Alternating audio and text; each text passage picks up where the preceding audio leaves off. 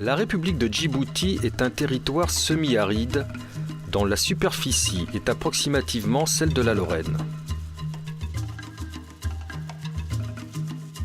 Passage obligé sur l'une des routes maritimes les plus fréquentées au monde, Djibouti est une plaque tournante pour les échanges commerciaux entre l'Afrique, le monde arabe et l'océan Indien.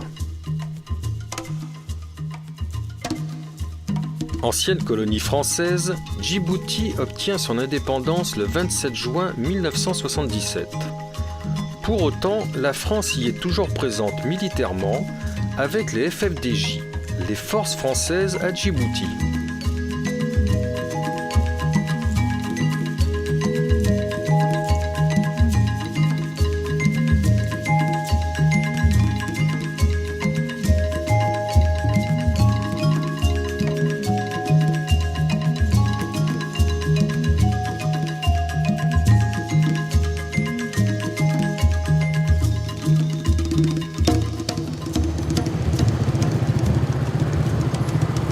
Nous vous invitons à pénétrer à l'intérieur de la base aérienne 188 et à découvrir la vie de ces aviateurs qui, depuis plusieurs décennies, assurent la souveraineté de l'espace aérien djiboutien. Le rôle de commandant des forces, donc COMFOR à Djibouti, finalement est un rôle à trois casquettes.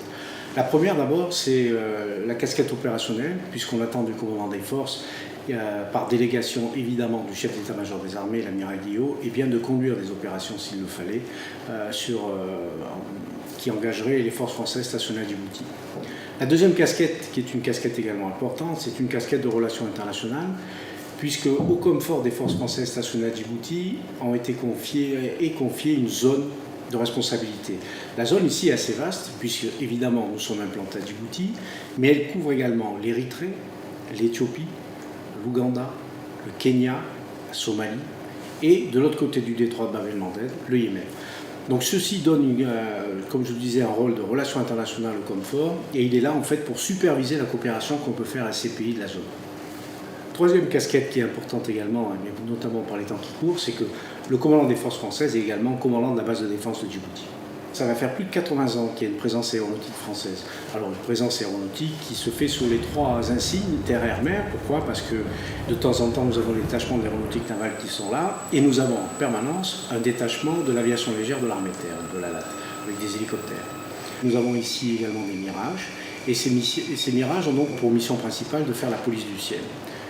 Au travers de l'accord de défense que nous avons à Djibouti, donc cet accord de défense le premier a été signé en 1977, lorsque Djibouti a accédé à l'indépendance. Et cet accord de défense a confié au départ la responsabilité à la France d'assurer la sécurité, la protection et la surveillance de l'espace aérien djiboutien. Un radar avec des Mirages prêts à intervenir.